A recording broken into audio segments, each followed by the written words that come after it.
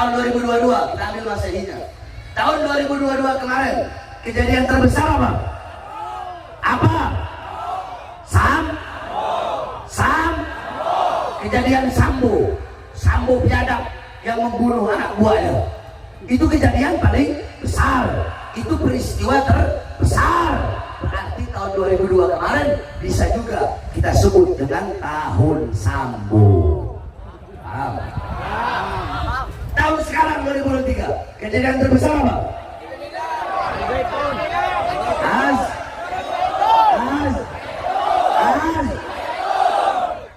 Kejadian terbesarnya Zaitun. Dalam kota si Panji Gumilang, si anjing, si goblok, si penista agama, si murtad. Maka tahun ini bisa dinamakan Sanatus Zaitun.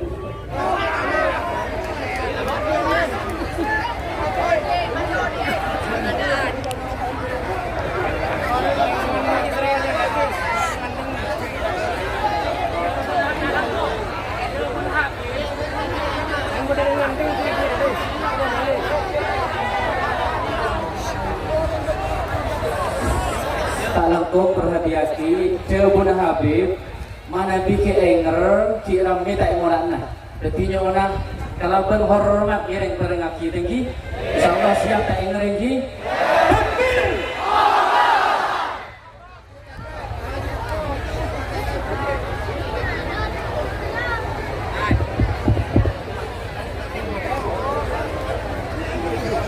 tong kontak mate tong kontak wah jemput saya Yang ada di panggung sebelah sini, tolong ke belakang biar sana kelihatan. Jamaah yang ada di panggung, tolong ke belakang biar ibu bisa kelihatan. mate api Ini dulu. Dulu. Biar semuanya bisa kelihatan. Duduk, itu kasihan nggak kelihatan di belakang. Duduk, tojuk. macam kal kafe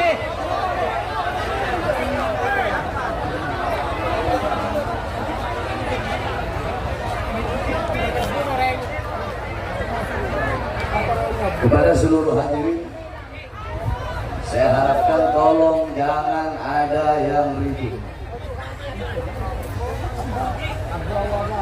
Tolong jangan ada yang ribut.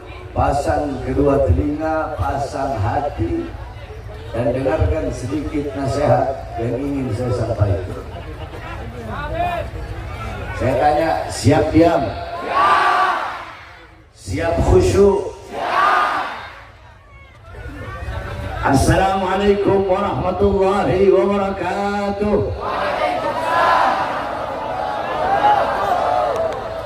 Alhamdulillahil ahad, wassalatu wassalam ala man fis sama ismuhu Ahmad wa fil ardi ismuhu Muhammad wa ala alihi wa sahbihi wa ba'd. Yang saya cintai, yang saya muliakan, para alim ulama, para habaib, para kiai, para asatid, para tokoh masyarakat, segenap aparat pemerintah, wabil khusus guru-guru kita, Kiai Haji Ali Salim, Kiai Haji Abdul Aziz, beserta segenap panitia peringatan peringatan Tahun Baru Islam, beserta seluruh hadirin hadirat, bapak-bapak, ibu-ibu, khususnya para pemuda-pemudi umat baginda Nabi besar Muhammad yang selalu dimuliakan oleh Allah Subhanahu wa ta'ala. Saudara-saudara sekalian yang dimuliakan oleh Allah,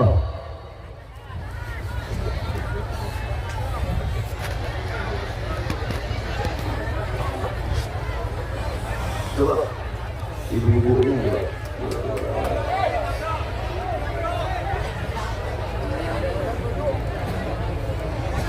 Saya tanya, niat ngaji apa enggak? Mau ngaji apa enggak? Mau ngaji apa enggak? Kita ngaji bareng ya? Biar pulang dapat ilmu ya. amin akan saya jelaskan secara rinci apa sebenarnya itu Muharram, apa sebenarnya itu tahun baru Hijriah, biar pulang dari sini kalian semua tahu hikmah dan intisari. Jadi pulang bawa ilmu, bukan bawa guyonan, bukan bawa candaan, bukan hanya bawa takbir saja, tapi nggak bawa ilmu. Paham? Siap ngaji? Kalau mau ngaji mas saya diem. Kalau ada yang ngomong saya nggak mau ngajar. Anggap aja ini saya lagi nggak ceramah, anggap saya lagi ngajar. Ya, lagi ngajar di pondok lah, di santrinya. Ya, ini bani, ini bana. Paham? Saudara-saudara sekalian yang dimuliakan oleh Allah, tahun baru kita umat Islam bukanlah tahun baru Masehi. Jadi tahun baru kita adalah tahun baru Hijri, bukan tahun baru Masehi. Makanya saya kalau ceramah biasanya kan di daerah Jakarta itu kalau malam tahun baru Masehi 30 atau 31 Desember biasanya orang-orang kan pada bikin acara. Jadi yang maksiat dengan maksiatnya, tapi ada juga dengan zikir, majelis zikir. Saya biasanya kalau malam tahun baru itu ceramah satu malam 8 tempat, 9 tempat, 10 tempat. Tapi kalau acara pamfletnya ditulis zikir akbar untuk merayakan tahun baru Masehi, saya nggak bakal datang. Tapi kalau judulnya hadirilah majelis taklim atau hadirilah tablik akbar, zikir akbar, tahun baru Masehinya nggak ditulis, saya hadir. Karena tahun baru kita umat Islam adalah tahun baru Hijri. Paham? Itu yang pertama. Nah, yang kedua, kok bisa Beb? Kenapa tahun baru kita itu buah Hijriah? Dari mana awal mulanya? Dari mana asalnya? Apa nisbatnya? Apa sebabnya? Kita harus tahu. Satu, yang pertama, dulu umat Islam, bahkan bukan umat Islam, sebelum Nabi Muhammad itu orang Arab jahiliyah, mereka memakai tahun Komariah. Jadi kalender Komari, hitung-hitungannya berdasarkan bulan. Sebelum Rasul, bahkan di zaman Rasulullah, bahkan di zaman Sayyidina Abu Bakar As-Siddiq, dan sampai di zaman Khalifah Amirul Mukminin Umar ibn Khattab radhiyallahu anhu menjabat khalifah pada tahun pertama.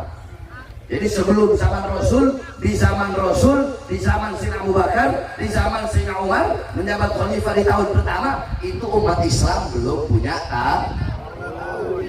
Tapi mereka tahu. Mereka tahu ada Dzulqa'dah, Dzulhijjah, Muharram, Dzulqa'dah, Dzulhijjah, Safar awal. Muharram itu namanya Safar awal. Terus ada Safar tsani atau Safar akhir. Mereka tahu ada Ramadan. Mereka tahu ada Syawal. Makanya setiap bulan itu pasti ada penisbatan namanya. Contoh Ramadan. Ramadan itu diambil dari kata Ramadan yang artinya sangat panas. Coba orang Madura kan sering pergi haji, pergi umroh. Kalau Ramadan panas nggak? Panas nggak cuacanya? Makanya Ramadan itu dari kata Ramadan. Syawal. Syawal nisbat lafaz Syawal dari kata apa? Katanya Imam Ibn Mandur dalam Lisanul Arab, Syawal diambil dari kata syalat an-naqatu, syala yashulu, syalat an-naqatu bidanabiha, onta betina mengangkat ekornya. Jadi umat Islam sampai zaman Sayyidina Umar bin Khattab tidak memiliki tahun. Terus tahunnya bagaimana? Mereka menamakan tahun sesuai dengan kejadian atau peristiwa terbesar yang terjadi pada tahun tersebut. Contoh, hari lahirnya Nabi disebut apa? Tahun apa? Tahun enggak? Tahun enggak? Atau Amul Fil? Tahun enggak? Ayo bareng-bareng ikuti saya. Wasummiya. Yang keras ini kita lagi ngaji. Saya nggak ceramah. Wasummiya. Ama. Wiladatihi. Amul Fil. Lianna. Malikal Habasy.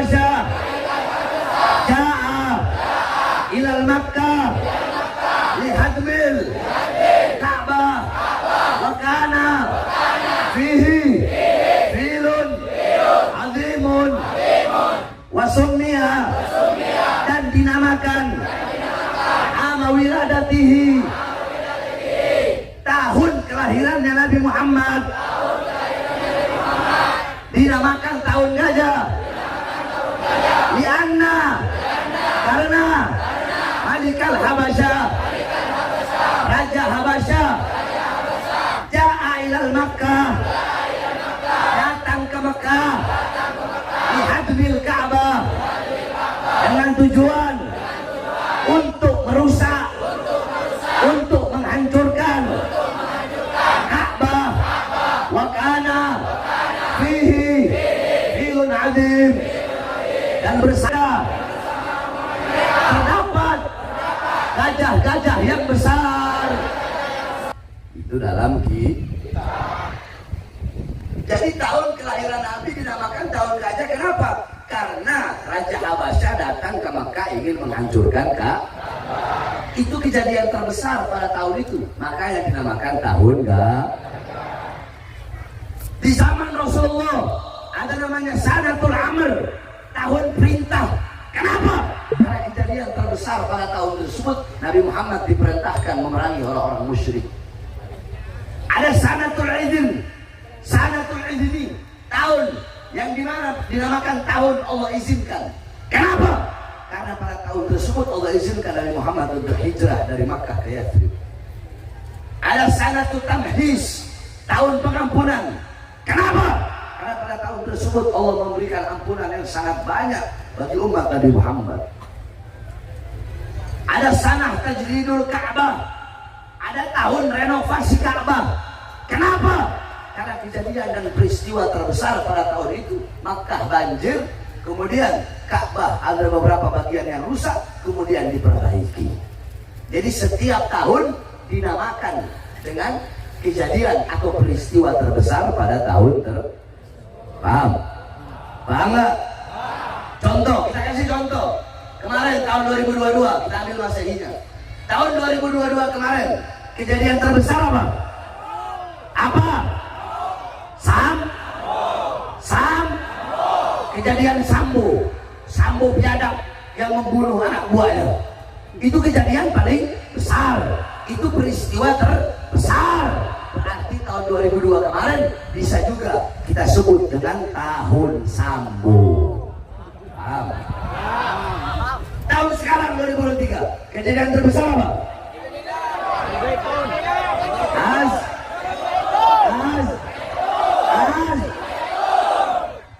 Kejadian terbesarnya Zaitun. Dalam kota si Panji Gumilang, si anjing, si goblok, si penista agama, si murtad. Maka tahun ini bisa dinamakan Sanatus Zaitun. Paham? Itu tamsil perumpamaan aja. Paham ya ibu ya? Nah terus adanya pas kapan? Adanya di zaman Sayyidina Umar bin Khattab. Ini ditulis dalam kitab Syarul A'lam An-Nubala karangan Imam Az-Zahabi, Tarikh Ad-Dimashqi, kemudian Tarikh Al-Imam Ibnu Jarir At-Tabari, Tarikh Al-Imam Ibnu Katsir, dan banyak dalam kitab-kitab tarikh lainnya. Di zaman Sayyidina Umar bin Khattab menjabat khalifah pada tahun kedua, beliau menulis surat kepada Abu Musa Al-Asy'ari yang ketika itu menjadi gubernur. Beliau kirim surat, kemudian Abu Musa Al-Asy'ari mengirim surat balik, yang dimana dalam kata-katanya itu kalau nggak salah yakni innahu ja'a ilaina kitaban min Amiril Mu'minin Umar bin Khattab maktubun fihi Sya'ban bal la nadri ayu syai'in banaf'al ahwa Sya'ban al-madi Sya'ban al-'am atau Sya'ban al-mustaqbal. Kata Abu Musa Al-Asy'ari, telah datang kepada kami selembar surat dari Sayyidina Umar bin Khattab Amirul Mu'minin. Di dalam surat tersebut tertulis bulan Sya'ban, tapi kami tidak tahu Sya'ban ini Sya'ban tahun kemarin, Sya'ban tahun sekarang, atau Sya'ban tahun depan. Sehingga kami tidak tahu apa yang harus kami lakukan, karena di situ cuma tertulis Sya'ban, tidak ada tak. Akhirnya mendengar itu, Sayyidina Umar bin Khattab berkata, "Qur'u linnas syai'al ladzi la ya'rifunahu.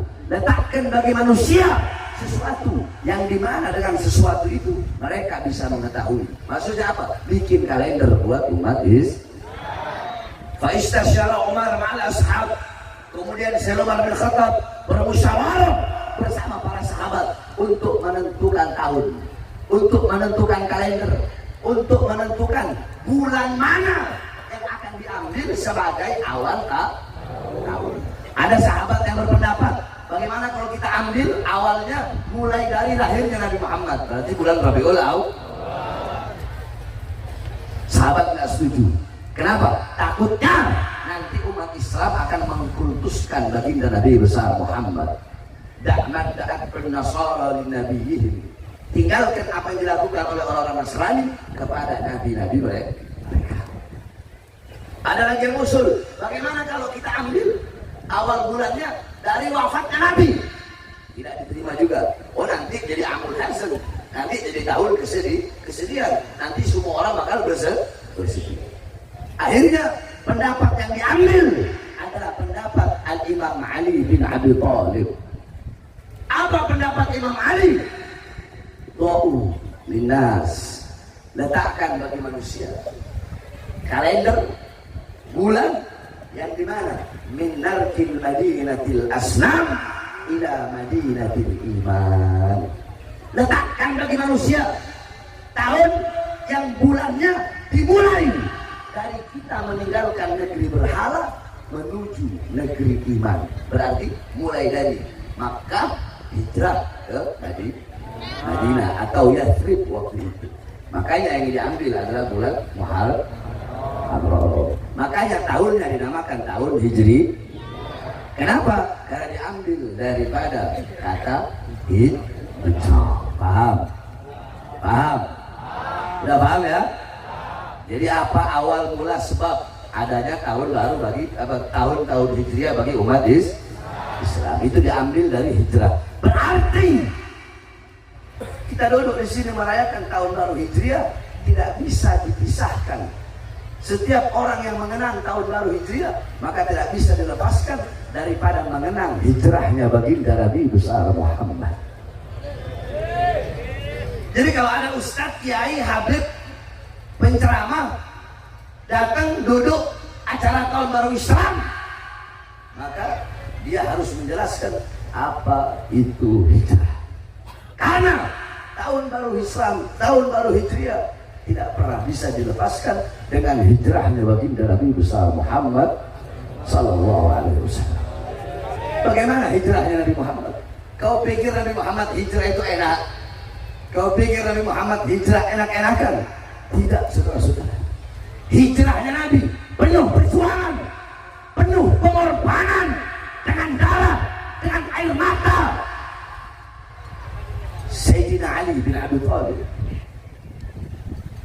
beliau berkata, ya Rasulullah, biarkan aku yang menggantikan dirimu di tempat tidurmu untuk mengecoh dan mengelabui orang kafir Quraisy kalau mereka datang ke sini.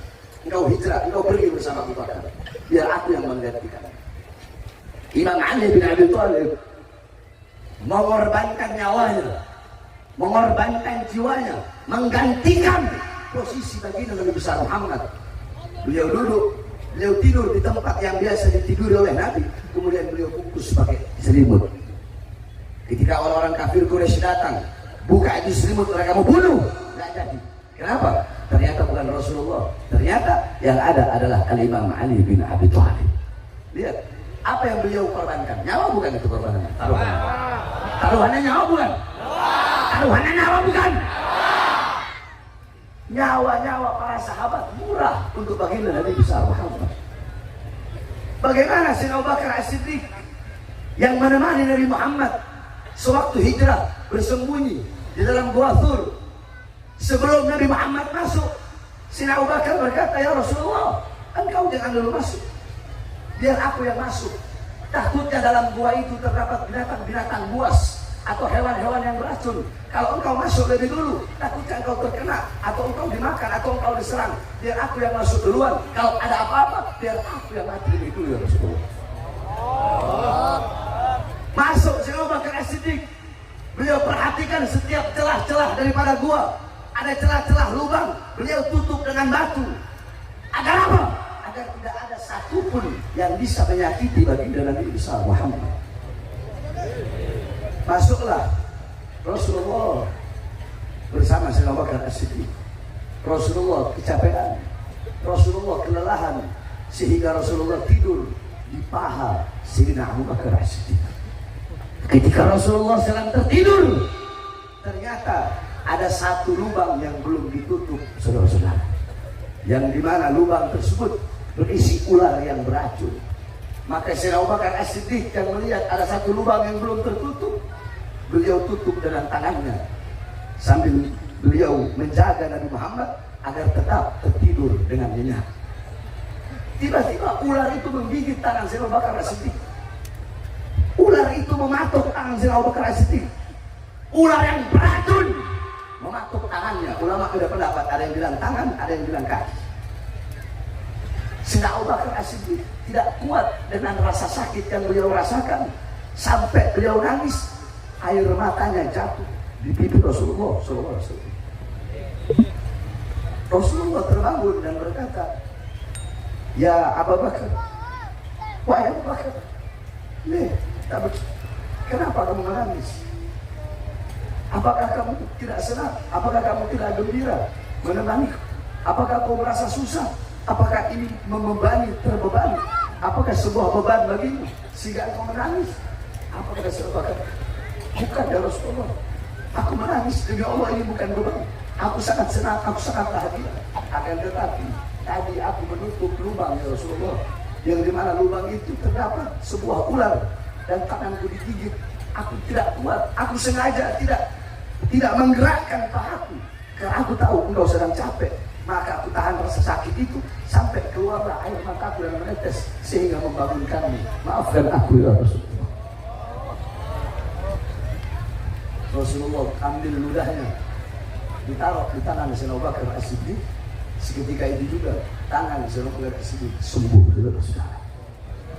Para ulama berkata, kenapa ular itu ingin keluar?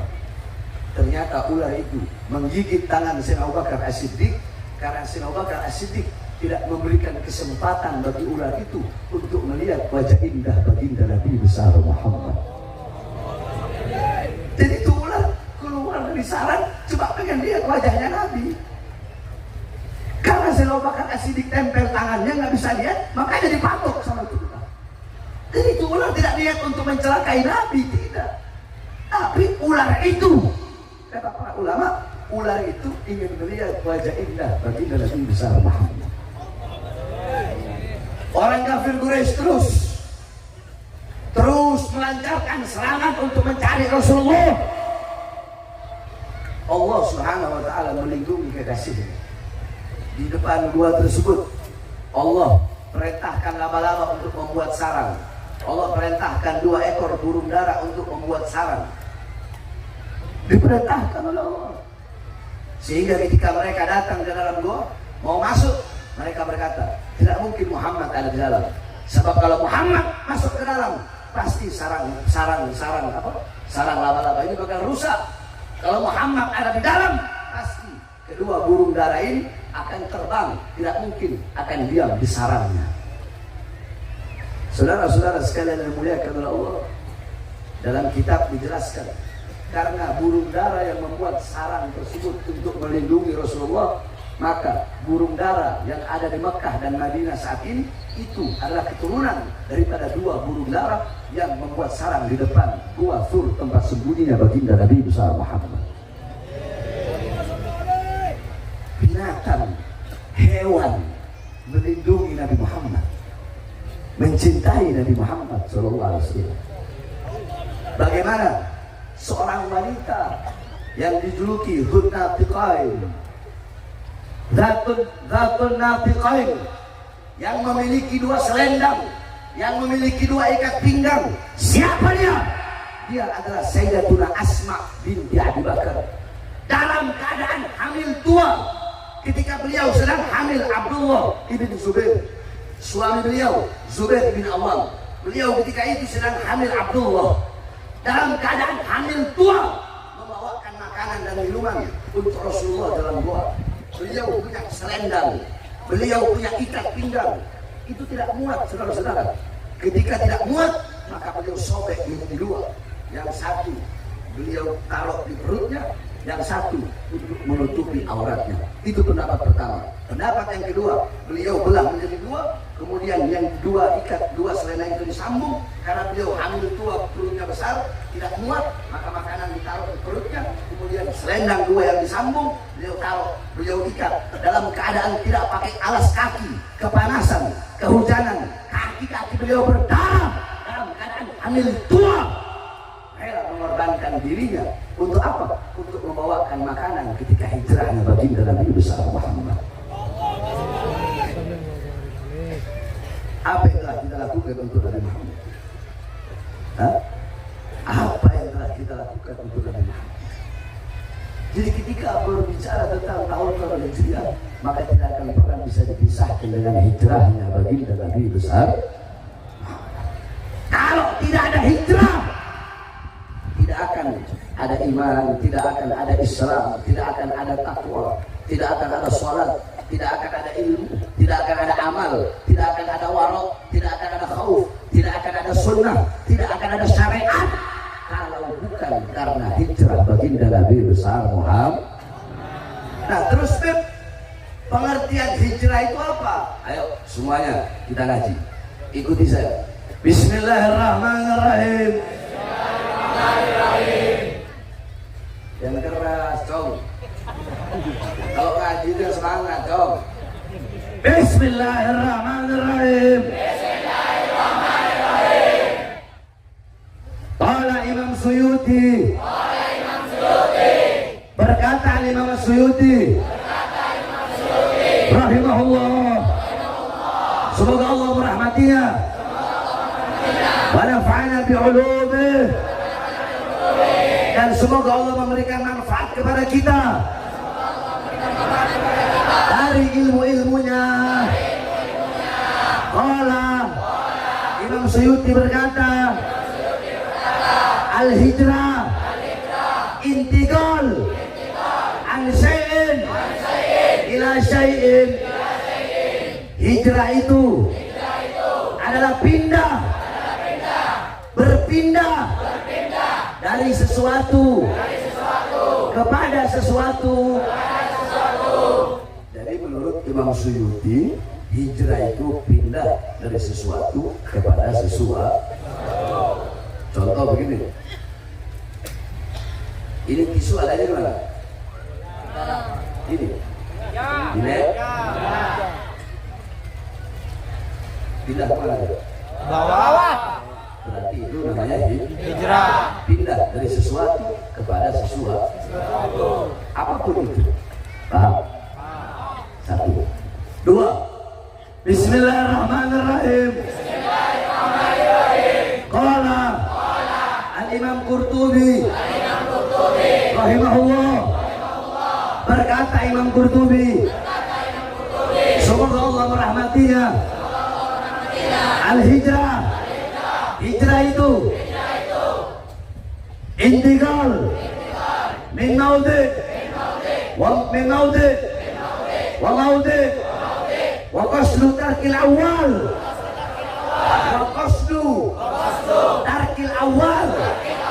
itharon lithani.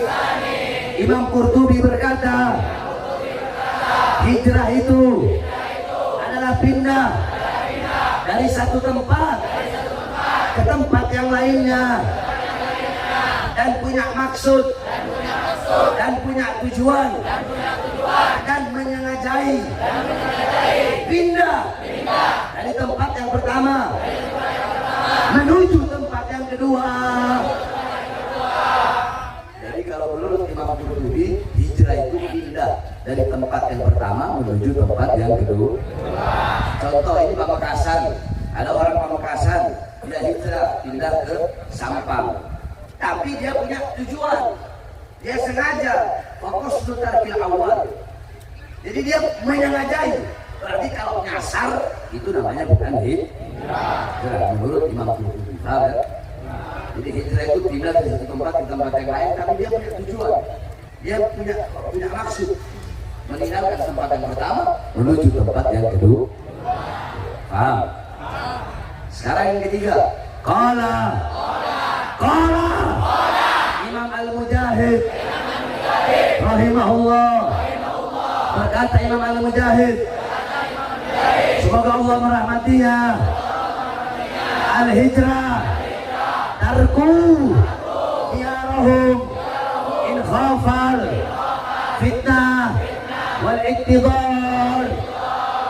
Imam Mujahid berkata, hijrah itu adalah